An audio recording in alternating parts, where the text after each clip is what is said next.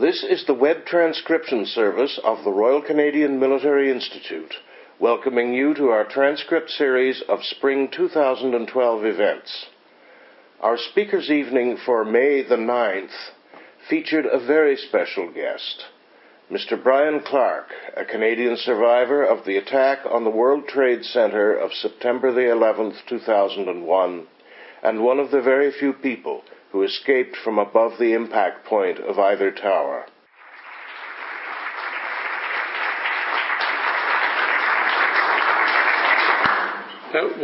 Thank you, Ed, first of all. That was one of the more gushing introductions I've ever had. I do appreciate it. Thank you. And it's good to be home. Good to be back in the Toronto area. Daughter Catherine, who's at the head table here, lives in Toronto, and I have an older son who lives in Aurora with his wife and 4 of my grandchildren. He was graciously invited as well tonight, but he declined by saying, "Dad, I've heard your story probably 100 times. Is it okay if I don't go?" So Jeff sends his regards, he and his wife. So you heard the basics of the story. What Ed has asked me to do tonight is kind of, I'll play my movie and you can go along with me and experience my experience of that day. So to start that, I'm going to set the scene. Not all of you, I assume, have been to the World Trade Center, or at least the way it was. Each of the 2 towers were located on a 16-acre site. Each tower was 107 floors. On the 78th floor, there was a sky lobby, and on the 44th, a sky lobby. And those sky lobbies were used to be transfer points between local elevators and express elevators. Our offices, as you heard, were on the 84th floor of the South Tower, so to get to work in the morning, I would ride an express elevator up to 78, cross a rather wide hallway, almost as wide as this room, where you get off an express elevator and find the local elevator that would go, in our case, from the 78th floor up to 86, and I would get off at 84. Other local elevators would take you from 87 to whatever, 93, let's say, and on the way up. So what else do I need to tell you about the towers themselves? Well, the footprint. Each tower was 208 feet by 208 feet. So that's about an acre in size. The center core was not rentable space. That's where the electric closets and elevator shafts and bathrooms and telephone closets and so on were. But in that center core, which was square within the larger square, were 2 crossed hallways, a north-south hallway and a east-west hallway. And then the rentable tenant space was all around that inner square, if you like, with the 2 hallways bisecting, turning that center square into quadrants. But around the outside were very high ceilings, and that's why a trading firm like ours, or a brokerage operation like ours, located there, because of this huge column-free space. And this would be a good dimension, probably from that wall to this wall, was from center core to windows. So running the whole 208 feet, we had a huge trading floor, 84 floors in the air. My normal commute was from northern New Jersey, the town of Mahwah. It took me about an hour and 10 minutes to get to work each day, using comparable to your GO trains to get there. And I would get off in Hoboken, New Jersey, and take a subway train under the Hudson River to the Trade Center. From the depths of the Trade Center, it was a bit of a transportation hub. Several subway trains also converged in the bowels of the Trade Center, along with my subway train from New Jersey. And we'd make our way up a huge long escalator into an indoor shopping area, much like your whole PATH complex here in Toronto.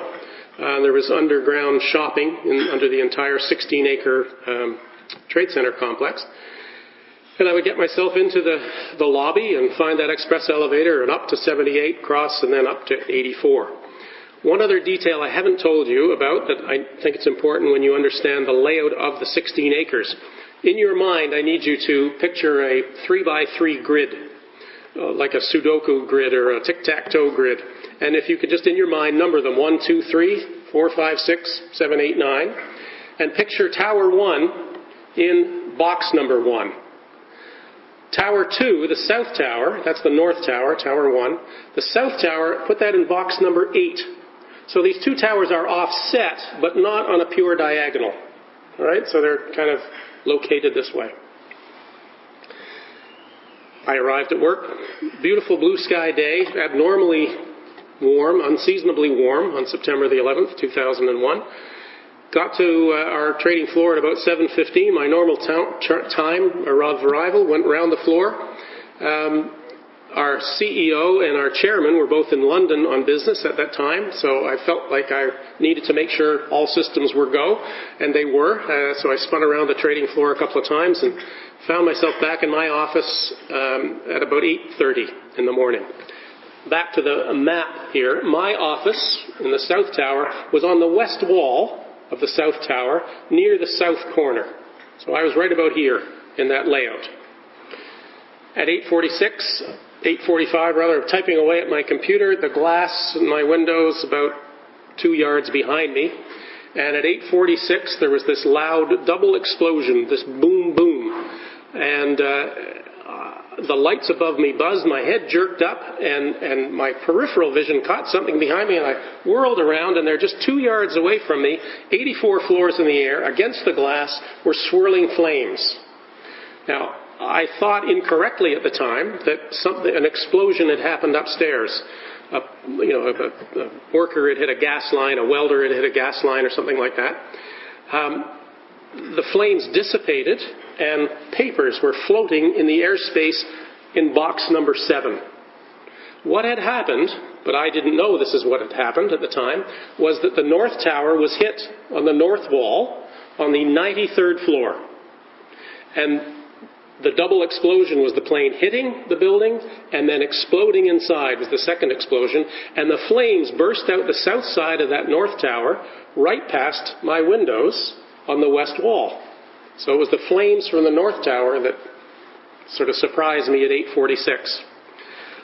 As I said, I thought something had happened upstairs, so I jumped up from my desk and I reached in my overhead credenza, I grabbed a flashlight, I'll explain that in a second, and put a whistle around my neck and went out and announced to my quadrant, if you like, in the southwest corner of our building, there's been an explosion upstairs, we've got to evacuate, go to the center core, wait for further instructions. I didn't know what had happened.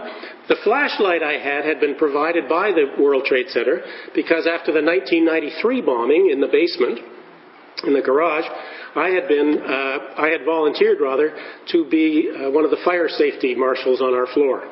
So I had taken some training, not CPR type training, but evacuation training, emergency training, that sort of thing. And they had provided the flashlight and the whistle, and I had a red cap and a reflective vest and all that sort of stuff that I put on because you want to call attention to the fact that you're one of the people giving directions. They had asked executives to do that on the theory that if the boss says leave, then you leave, or if the boss says stay, you stay, that sort of thing. No disrespect to mailroom boys, but in an emergency, people aren't paying attention to what the mailroom boy is telling them to do. So I had volunteered to do that, and you can tell the fact that I'm here, I'm glad I had volunteered. So I got everybody moving out of our quadrant, and we have TV sets all over our trading floor with financial news information. All of these TV sets quickly changed from finance to that telephoto lens you all saw wherever you were 10 minutes later of the World Trade Center, the tower, North Tower, smoky. We were watching the same thing, except we could go up against the north windows of our building and look 9 floors up to the 93rd floor and see this ring of fire around the north tower just 9 floors above us. Now, so we knew it was more than a Cessna, which were some of the initial reports that we were hearing. I also heard within 5 minutes that people were starting to jump. Not a fun thing to recite or look at. And on purpose, I stayed about 5 yards back from the window and didn't want to see anybody jumping. Susan Polio, one of my co-workers, had her nose to the glass and was looking up 9 floors, and she didn't know anybody had been jumping. And when somebody did jump, she saw for the first time, she just lost it. She dissolved into tears. She spun around, ran back to me and said, "Oh, Brian," she said, "people are dying." I said, "Susan, I know. Come on, let's get you a little more composed." And I walked her away from the north windows, through that center hallway going from east to west and left her in the ladies' room in the west section of that hallway. That would be at about 9:05. I went back into my office and I called Diane at home and I told her, something's happened next door. I want you to know we're okay. Turn on the television set. There's a developing story, was the phrase I used. So she, at home, doesn't watch TV during the day normally, but turned on the television set. And needless to say, 5 minutes later, saw the explosion happen to our building. And I'll describe that in a minute. And just, I guess, dissolved. She's here and might even take a couple of questions if you have them later. She's not crazy about speaking in the microphone, but she's better with time. So she had a rather eventful day back in New Jersey watching all of this happen on television. After I talked to Diane, I called my dad, who lived in Markham at the time, told him the same story. And as I put down my phone at about 9:00, there was a whoop whoop on the public address system. The strobe lights flashed, and the man who had conducted our fire drills over the years, his voice came over the public address system and said, "Your attention, please, ladies and gentlemen. Building 2, the South Tower, is secure. There is no need to evacuate Building 2. If you're in the midst of evacuation, you may use the re-entry doors and the elevators to return to your floor. Repeat, Building 2 is secure." And he went through the announcement again. Well, you're sort of feeling like the pressure's off at that point. At least that's what I felt like. We had about 250 employees in our New York office. And I would guess that all but about 50 people had evacuated by this point in time, which is a good thing in hindsight. People were moving pretty quickly of their own accord. We weren't saying they had to go anymore because our building was secure. But fortunately, I'm going to guess that 200 of them had left. I came out of my office at 9:01 and walked into our West Side trading floor and came nose to nose with a fellow named Bobby Call, C-O-L-L. And I said, "Bobby, what do you know? What's going on?" He said, "Well, I was down about 10 floors and I just heard the announcement and I came back up and used the re-entry door, and in the midst of that sentence, at 9:03, boom, boom, that double explosion again." This was now 6 floors below us. I didn't know it at the time. But in an instant, and it'd take me a minute or so to tell you everything that happened in half a second, but in that half second, in addition to that explosion, Bobby and I suddenly went into almost like middle linebacker, football-ready stances, looking at each other. Everything came out of the ceiling. Of course, all the ceiling grid, but in addition to that, all the air conditioning ducts, speakers, cables, lighting, everything came tumbling out of the ceiling. I remember a couple of walls tearing at a jagged angle. A door and a door frame just sort of fell out of a wall. Being a trading operation, we were up on raised floor, 2x2 concrete slabs up on 6-inch pedestals with all our cabling and communication gear running underneath the raised floor. All of that went out of square, so all these 2x2 concrete slabs are now this random cobblestone, if you like, in front of me. And the air was instantly filled with gritty, yellow, chalky dust. No flames, no black smoke, just construction dust in an instant. And you're spitting it out. And then, for the next 10 seconds, was the only 10 seconds during that day. I'm just fortunate and grateful that this is what I can tell you now. For the next 10 seconds was the only 10 seconds in that day that I was terrified. Because for 5 seconds, our building, and whether this happened or not, I'm not 100% sure, but the sensation I had for the next 5 seconds was that our building swayed one way. 6 to 8 feet was the sensation toward the Hudson River, all to the west. So literally, as Bobby and I are like this, it was this for 5 seconds. The sensation was it went that far, and it stopped, and then for 5 seconds, slowly back to vertical, and with a noticeable hop, everything, all the steel going into square, it stopped. And this feeling washed over me. "Brian, you're going to be okay. You're fine." In the midst of this white, chalky dust.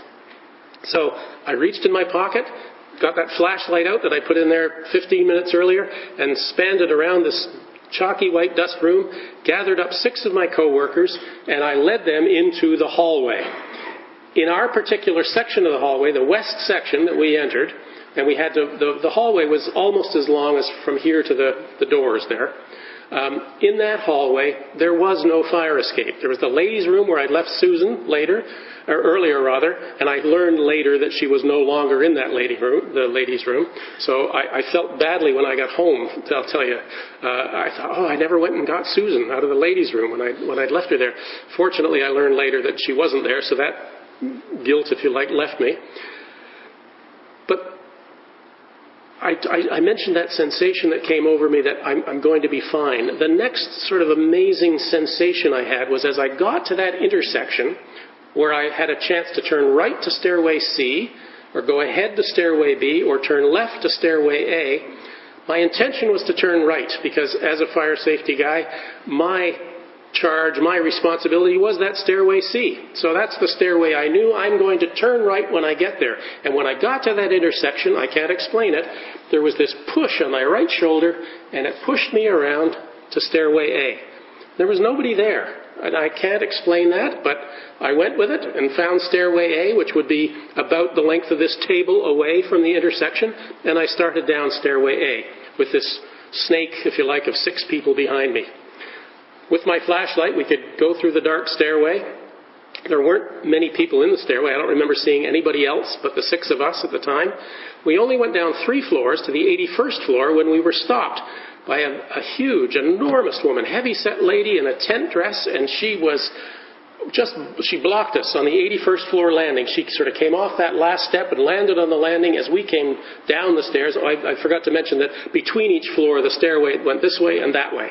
All the way down the building. It was this way, that way, all the way down. So as we came off the steps onto the 81st floor landing, she just stopped us. You can't go down.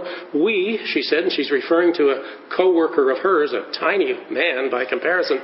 We've just come off a floor in flames and there's smoke and we've got to go higher. No, you can't go down. And she just absolutely stopped our progress. And everybody, of course, behind me went kind of a bump, bump, bump in there. And we had this little crowd now on the 81st floor landing.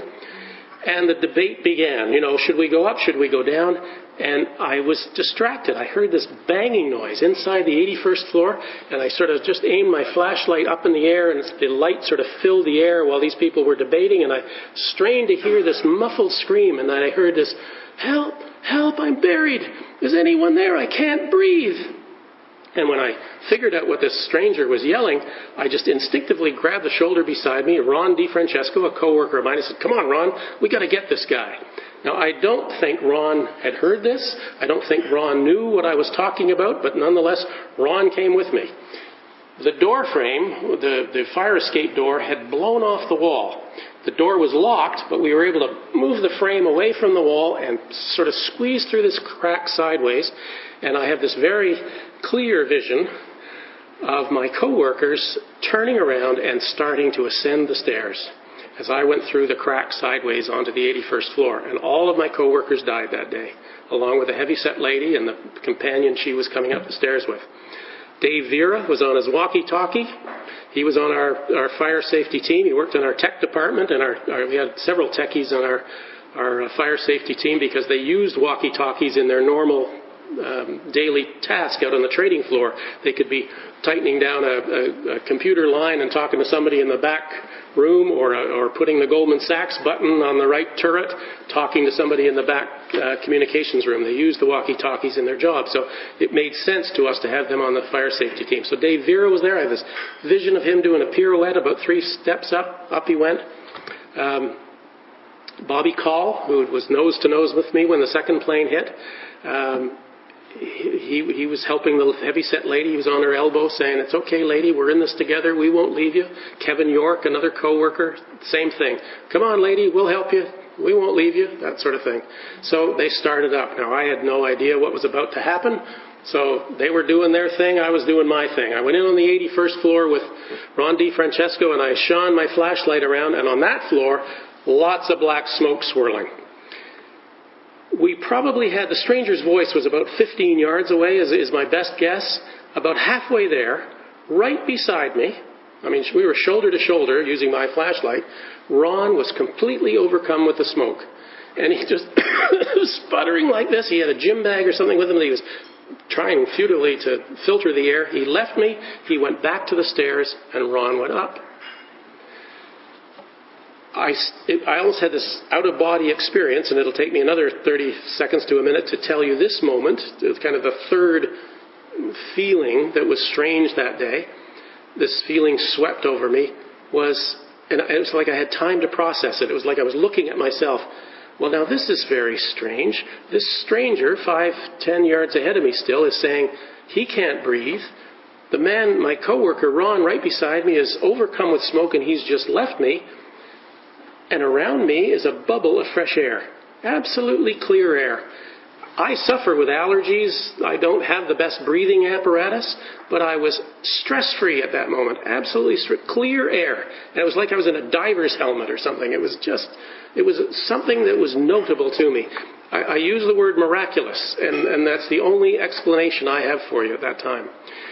So, again, I addressed the situation. The stranger's calling me, move left, move right, and I'm stepping over debris, and I finally get closer to his voice when he says, "Can you see my hand? Can you see my hand?" And I could see nothing but this black smoke. I've used the description. It was like having your high beam headlights on at night on a foggy country road. You know, the light particles just sort of are there, but then they disappear, and you don't really see anything. That's what it was like with my flashlight.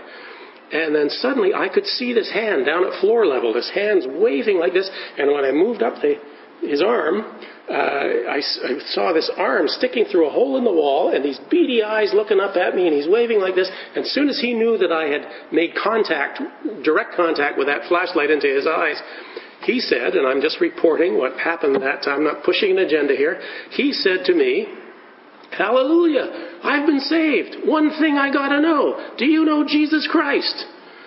Well, in the midst of that chaos, I was not ready to have a theological discussion. And the best I could do, almost like Peter in denial, was a very timid, I go to church every Sunday.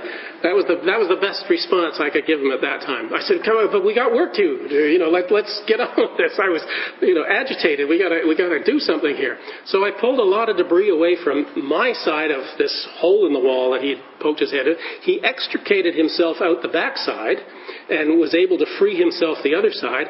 I stood at this wall was separating us. There was no way we could move this wall or knock it down. So I stood a desk up, and I climbed up on top of the desk, and because the ceiling had all collapsed above, I was able to get above the wall, and I looked down into this pit where this stranger was. And I said, "The only way out of there is for you to come up this wall. I'll try and grab you." So he jumped up once. I missed him the first time. Second time, I said, "You must do this." Up he scrambled, and I hooked under his arm. I heaved him up over the wall. He says later I was like Superman, and I don't have great upper body strength, but nonetheless, over the wall he came, and I fell back and landed on top of me and a pile of debris below, and he gave me this great big kiss. And I kind of backed up a bit, and I said, I'm Brian. And then I dusted myself off as I stood up and put my hand out. And he said, I'm Stanley Pramath. He said, we'll be brothers for life. I said, well, I don't have any siblings. Okay, we'll be brothers for life. And he had a puncture wound in his middle of his left palm. And I had, from removing debris, a puncture wound in the middle of my right palm. And I confess that I'm the one who did it, and it's not the thing you should do, perhaps, in this day and age. I'm the one who said, in fact, we'll be blood brothers for life. And we smushed our hands together. I said, now, come on, buddy, let's go home. So I put my arm around him, and we, with my flashlight, made it through the smoke and the debris again, got to the 81st floor landing, and got out there. And, of course, everybody else is gone, and there's nobody else there. And I'm going to interrupt my story for a moment and tell you how Stanley got to where he was, because his story is remarkable in itself. Stanley worked for Fuji Bank on the 81st floor. In this map, his office was on the south wall. When the first plane hit next door, he saw all these flames going as well. He and his group evacuated. They went to the 78th floor. They went down the express elevator to the ground floor, he and a bunch of his co-workers.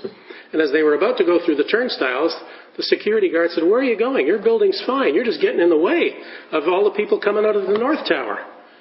Peer pressure put them all back on that express elevator, Up they went to 78, across the floor, got the local elevator, and they occupied 3 floors, 79, 80, and 81. And the other guys, some of them got off at 79, some at 80, and Stanley at 81. Stanley is the only survivor from that group. And they were on the ground floor after the first plane hit. So Stanley walked into his office before the second plane hit, and the phone was ringing. It was a girl in his Chicago office, and she said, "Oh, I didn't want anybody to answer this phone." Now, Stanley's telling this story later, of course. "I didn't want anybody to answer this phone." She said, "You got to get out of there. There's an airplane hit, and you got to." And he says, "No, it's okay. They told us our building's fine. There's just some fireballs coming down from the other tower, and we're okay." And in the midst of this conversation, he's looking out the south window, and she's telling him he's got to leave, and there's airplanes and blah, blah. Out over New York Harbor, he starts to focus on plane number 2, coming over the Statue of Liberty. And he watches this plane, while he's having this conversation with her, get closer and closer to his building. And then it all sort of computes and comes together for him. And he is, Stanley, you can tell already from what I've said, a deeply religious person. When the plane was about to hit his building, he just said, "Lord, I'm in your hands," and dove under his desk. And he said the explosion, because the plane was coming right eye level with him. And I don't know if you've seen the video, but at the last moment that plane sort of dips and the right wing goes up and the left wing dips down, and it takes a bit of a dive down to 78. And had it not done that, I don't think Stanley would be alive. But it did dive. He said the right wingtip went down the far side of his office. When I say his office, I mean his floor. I think he was in an open office area. And that right wingtip went flying through his floor. Huge explosions. He was temporarily deafened. Everything collapsed in on him. And he said he swam through debris, aiming for that stairway A where he could get out, when everything else fell in on him. That's why he was buried and couldn't move. And he sort of punched his little hole in the wall, hoping that he'd eventually get through there. And that's when he saw, because we were stopped on the 81st floor landing by the heavyset lady, he was able to see my flashlight out there. He was yelling for help, but he couldn't hear any response from me or anybody. But he saw this light sort of float across the dust, he said, and the smoke, through the smoke to him. And that's why he had this celebration when he realized that he'd been saved. I didn't describe actually where the plane hit. So back to the map here in box number 8. The second plane came in on an angle and hit the south wall. Came in on an angle. Whereas the north plane sort of direct hit on 93. This one went in on an angle, and as I explained this, the wing up and the wing down, the north, or the top wingtip went through, says Ron DiFrancesco, who caught up to me, said the very tip of that wing went through the east side of our floor, up on 84. The lower part got down to about the 94th floor. So that's the debris section, was really that section between 74 and 84. So back to Stanley and I. I shone my light down the steps. I didn't see flames. I just said I wanted to try. That feeling came over me. And we started down, and we just removed a lot of debris that was on the steps. It was mainly drywall that had blown in and was just sort of a higgledy-piggledy mess there. We sort of carved a tunnel through it and slid through. About the 78th floor, the wall was cracked and the flames were kind of licking up the other side. It wasn't really a roaring inferno, I guess starved for oxygen, but the flames were right there if I wanted to touch them. About the 74th floor, we broke into fresh air, what I consider to be normal conditions. The lights were on. There was maybe an inch of water cascading down the steps underneath us, but other than that water, normal conditions. Nobody was in the stairway. We didn't see anybody. Because we'd had 17 minutes between the two planes to evacuate the building, most of the people who were going to evacuated, and Stanley and I were alone in the stairway. The only person we saw in our entire descent, other than the heavyset woman up on 81, but below the debris zone, the only person we saw was a coworker of mine named Jose Marrero. Jose was also on our tech team, and he was carrying a walkie-talkie, and he was walking up the stairs as Stanley and I were coming down. And I said, "Jose, where are you going? What are you doing?" He said, "I can hear Dave Vera up above on the walkie-talkie." He said, "He's helping people. I'm going up to help him." I said, "Well, I'm getting this guy from Fuji Bank out." I mean, Stanley was pretty beat up and tattered. He was mobile. I wasn't having to support him or anything, but he was still probably deaf. and kind of beat up. Jose said, I'll be fine, I'm okay. Up he went, and of course Jose died that day, a real hero. Down to the 44th floor, the lower of the two sky lobbies. I knew that we could maybe get some information there, so we went in, and in the center of this corridor that's this wide, that ran 208 feet through the tower, in the middle of that floor was a security guard, gray flannels, blue blazer, and he jumped up when he saw us. Do you have telephones? And we said, no, we don't have phones. He said, my phones don't work. He said, but I'll stay with this man. And he backed up, and behind his desk was a man with massive head injuries and back injuries. How he got to the 44th floor, how he got those injuries, I have no idea. He said, you must promise me you'll make a telephone call and get a stretcher and a medic up to the 44th floor. I said, we'll do our best. Back to the stairs we went. Down, Stanley and I. On the 31st floor, I knew it was a re-entry door, and I thought we should try and make a phone call. Why I thought phones would work on the 31st floor when the security guard's phones wouldn't work on 44, I don't know. But it was now 9:33, half an hour after the plane had hit our building, and I got into Oppenheimer's conference room, and nobody on the floor but Stanley and I, completely vacated. I picked up their conference room phone and got dial tone. Amazing. I called home. Now, at home, I know our phone was ringing off the hook. Statistically, I should not have gotten through. I should have got a busy signal. But it went right through.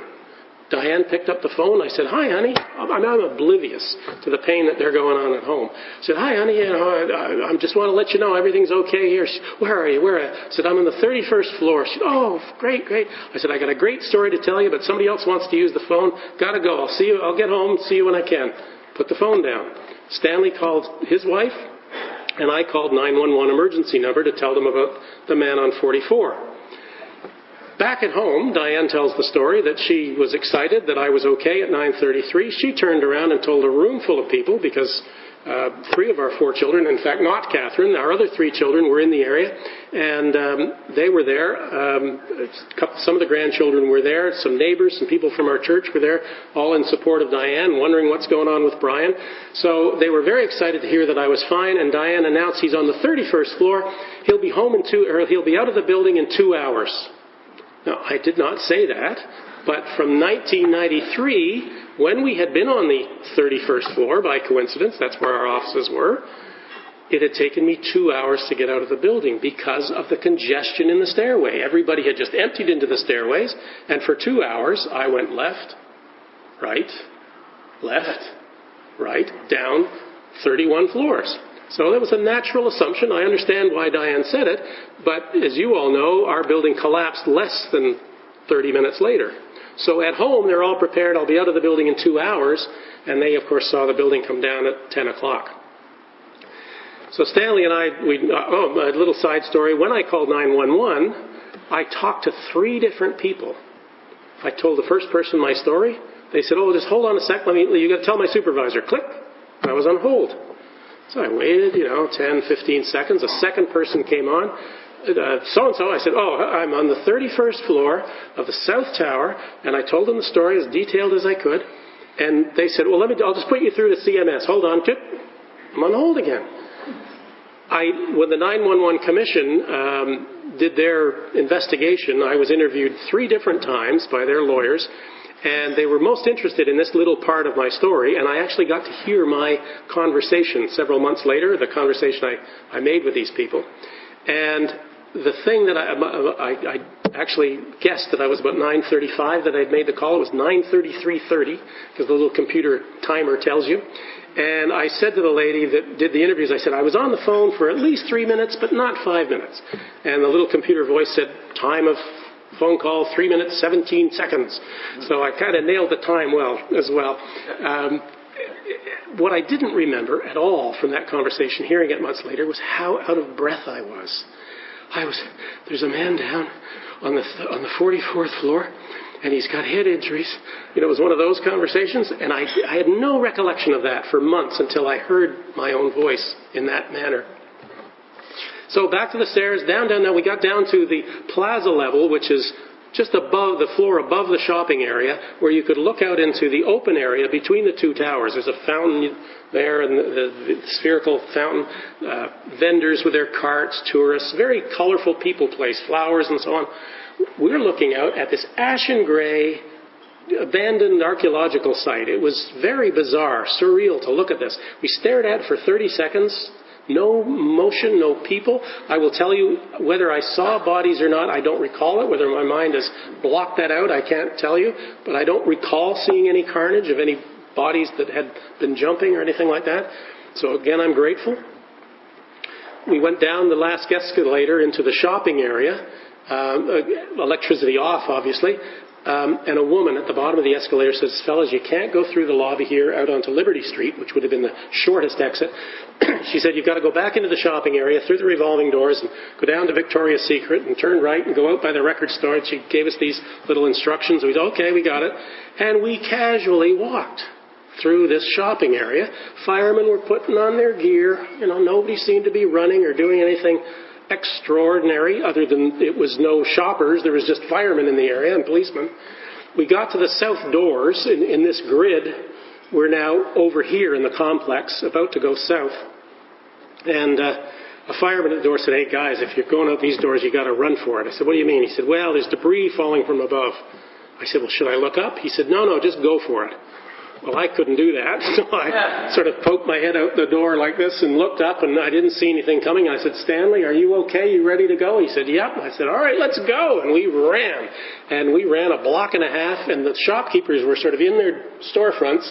And as we ran down the middle of the street, they were cheering, go, go, go. This sort of thing was like, running out of the DMZ zone in Berlin sort of thing. And through down the street, I ran out of gas about a block and a half later. And I stopped in front of a deli, and I said to the shopkeeper there, I said, do you have any water? I said, we just come down 80 some odd floors. He said, yeah. He said, so he went back and he got us a couple of bottles of water. He said, wait. He went back and he came out with one of these breakfast platters, these circular things with the sweet rolls and the melon and everything and the cellophane. He said, nobody's coming for this today. I said, okay. So I started walking down the street carrying this breakfast tray. A block later, we came across two priests that had come out the backside of Trinity Church, if you know the area down in Lower Manhattan. And Stanley suddenly broke down. He said, this man saved my life. And I said, Stanley, the building's still standing. In my mind, there's still no death in a funny sort of way involved. And I said, well, Stanley, maybe your voice in the darkness, in the smoke, calling me, saved my life, got me off the stairs. One of the priests said, well, let's have a prayer. So we have this little football huddle in the middle of Church Street because all the traffic was stopped. And when the priest finished his prayer, the other priest said, well, Trinity Church is open, if you'd like to go in. So Stanley and I, having had our brief theological discussion upstairs, we kind of eyeballed each other and sort of nodded, okay, that'd be a good idea. So as we were making our way around the south side of Trinity Church, some of you will know what I'm about to describe. Rector Street is on the south side, and the cemetery is well above this 12-foot wall at one point. And as you walk up this hill, relative to you, the cemetery starts to drop. And on the south side, we got up near Alexander Hamilton's gravesite, and Stanley turns more than 90 degrees around, grabs onto the railing of the cemetery, and he looks up above the church, and he sees the south tower. Again, this layout that I'm referring to, we're down here.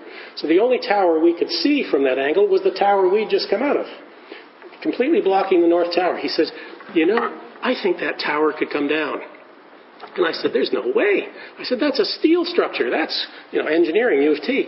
That's a steel structure. That's just carpets and furniture and drapery burning. And I did not finish that sentence when it was like we were invited to watch. Way up at the top. You saw that little sort of wiggle and then boom, boom, boom, boom, boom, boom, boom, each floor pancaking as it went in this giant whoosh. 8 to 10 seconds, this building just dissolved in front of us. We could not see the bottom quarter because Trinity Church blocked our view. But Trinity Church also protected us. It was like a seawall. As that white wave of guck hit Trinity Church, it just exploded up and over us like that. And here we were in this large bubble of fresh air. And when we realized what was going to happen, that was going to fall on us, we ran the 20 yards up to Broadway, cranked a right and ran like the dickens south. We got south as far as 42 Broadway, a building I'd never been in before, ran into that little lobby. And your mind does very bizarre things when you're under stress. Because as I went through those revolving doors at 42 Broadway, I was still carrying the breakfast tray. Crazy. I put it up on the reception desk. It was a tiny little lobby in that building. And 50 strangers were provided sweetness, wetness, in the midst of that chaos. Stanley and I talked for 45 minutes. He gave me his personal business card. He and his wife had a little private business at home, so it wasn't his Fuji Bank card. I had his home number and his wife's name and everything on it. I put it in my shirt pocket. We talked for 45 minutes. Our building came down at 10 o'clock. While we were in there, at 10:30, the North Tower, even though it was hit first, it stood until 10:30. It collapsed, but we had no knowledge of that. We went out the backside of 42 Broadway, which empties you onto a little street called New Street behind the New York Stock Exchange. We wiggled around that and got out onto Broad Street. And we were walking down Broad Street in snow, if you like, half an inch of ash. And it was like a winter's day because it was now all foggy above. And we were, the fire hydrants and the parking meters and so on had snow on them. And somehow we got separated. Neither of us understand what happened at that moment, but suddenly Stanley was not beside me. And it was not crowded. It was, at worst, as dense as this room. It just was not crowded. And suddenly he was gone. And I had this feeling wash over me that there was no Stanley, that he was a guardian angel or something to get me out of it. And I remembered the business card. So I very slowly reached in there and pulled a business card out and there was a real Stanley. And if there was no business card in there, I don't know that I'd be here telling you any of this right now. But Stanley was real, so I knew I could get in touch with him. I got over to the east side, started walking north on the FDR, not the elevated part, but down below. And I'm thinking, how am I going to get off this island? And in the fog, I heard this voice, man on a bullhorn. The next ferry is for Jersey City. This doesn't sound right. And I listened again. Next ferry is for Jersey City. I ran down Pier 11, a place I'd never been on, and they had diverted all the ferries from the World Financial Center on the Hudson, down the Hudson, around Battery Park, and up the East River. I jumped onto this ferry. As I jumped on, they closed the door behind me. I was the last person on the ferry. We pulled away from the dock, chug, chug, chug down the East River, around Battery Park, going to cross the Hudson, over to New Jersey. And as we broke out of the fog, when the ferry was just full of noise, people telling their stories. Most people were traveling with somebody they had worked with or had the experience with. I was alone and just listening to this noise. And when the wind had been blowing from north to south, we broke out of the fog into clear air, and that's when everybody could look to the east and see for the first time that there were no towers. And the ferry went dead quiet. Dead quiet. And there was this hole in the sky. I'd worked there for 27 years. And they were just gone. It just made no sense. My mind was protected at the time. I was not thinking, I wasn't frozen in fear. I wasn't thinking death. I was thinking objectively. I was thinking, how did this happen? What went on there? How did that steel collapse? And so on. So my mind wasn't, I wasn't in horror at the time. I can't explain that. I take no credit for it. I'm just reporting my experience. When we got to Jersey City, because I was the last one on the ferry, I was the first one off. Jumped off, ran down the pier into the ticket office, and I was the first one to the ticket booth, and I said to the lady, can I use your telephone? She said, sure, slid the phone across. She sort of knew what it was all about. I picked it up. It was now 11:15, an hour and 15 minutes after our tower had collapsed. And as I told you before, Diane thought I'd be out of the building in 2 hours, and it came down about 25 minutes later. Again, statistically, I should not have got through. But it rang.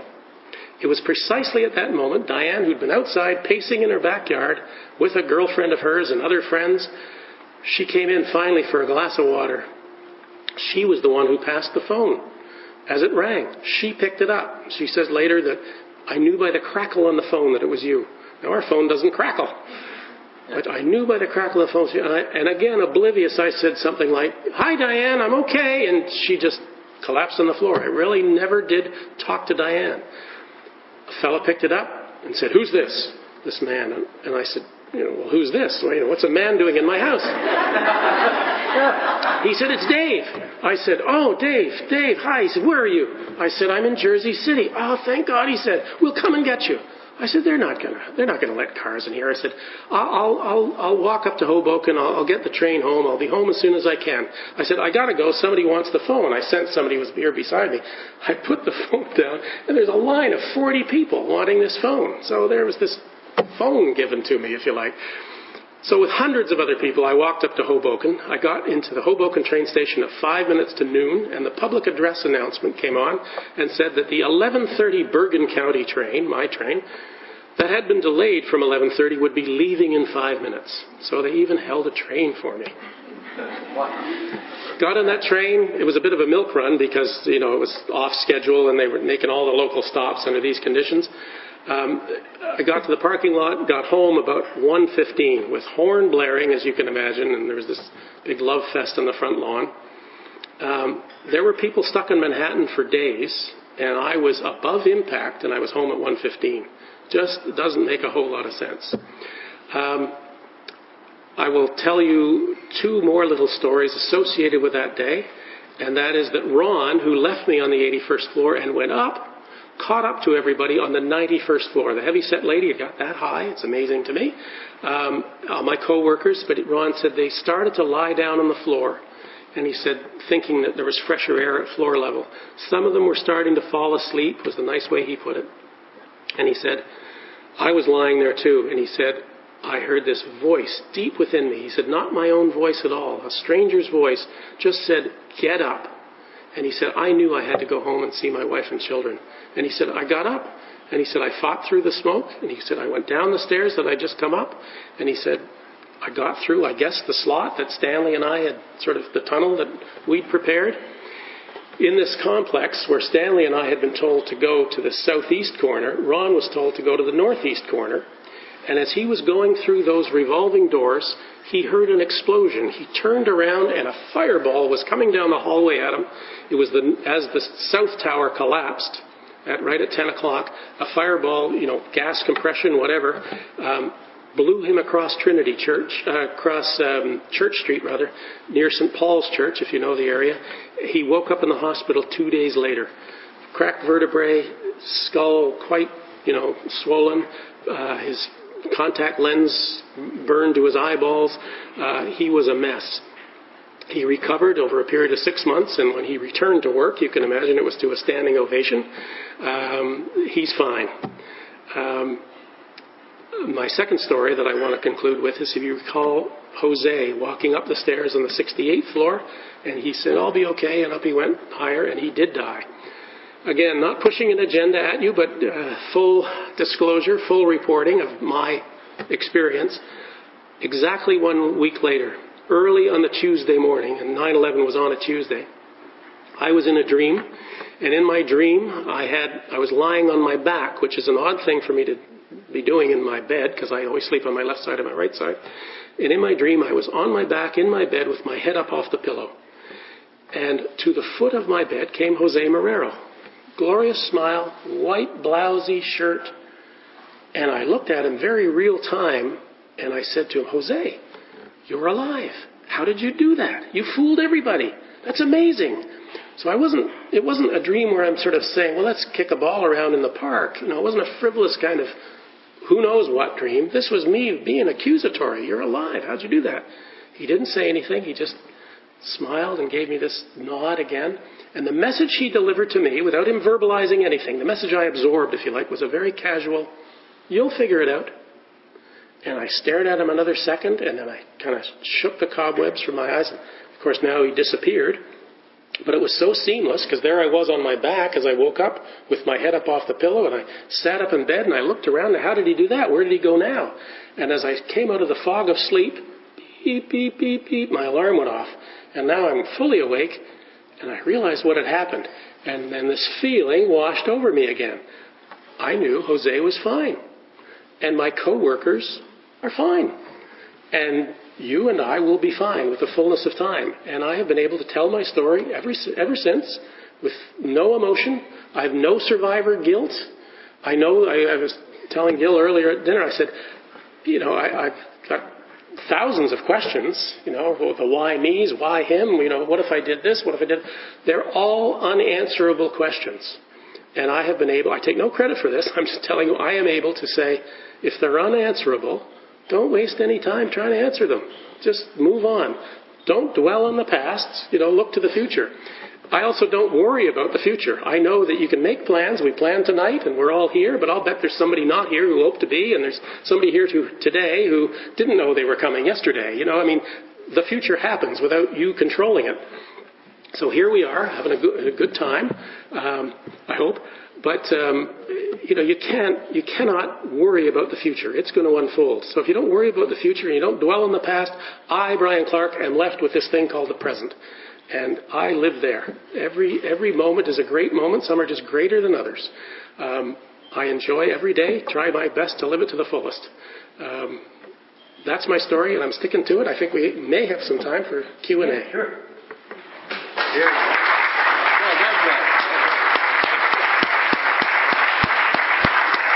Are there any questions? I will answer one that always gets asked. You just haven't thought of it yet. Yes, I still am in touch with Stanley. He and I do minimal socializing. I'll do the Toronto analogy. I live in Oshawa and he lives in Burlington, right? So it's not the easiest thing to do, but we do see each other. You were at his marriage, weren't you? His daughter. Stanley and his wife attended my older daughter's wedding. Didn't come to Catherine's, which was in Toronto.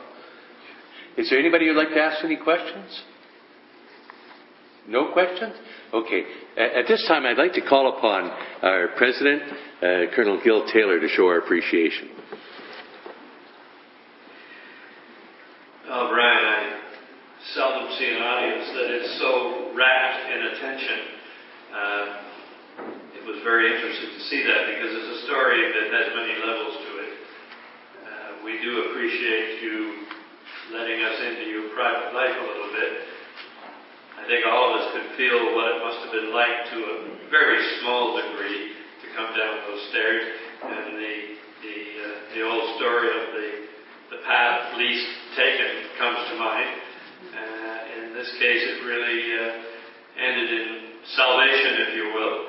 And we very much appreciate you taking the time to tell us what it was like to be in that building on 9/11. On another level, your philosophy is a wonderful thing to hear because I think that's a bit of a lesson for all of us. But beyond that, I think that it tells us that we can't be too complacent. We can't sit back and say what a wonderful life we have. We won't get involved with anything like that. There is no terrorism that's going to bother us.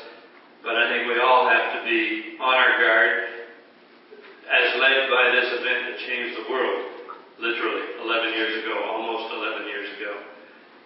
The world is a different place today. Even the Canadian military can tell you that with the 8 or 9 years that we spent in Afghanistan, all as a direct result of 9/11. These are things that we can't forget. We have to have them at the front of mind, even though they are a little bit disturbing at times. So again, we thank you very much for sharing that bit of your life with us. I don't know what's in this, but you're welcome to it.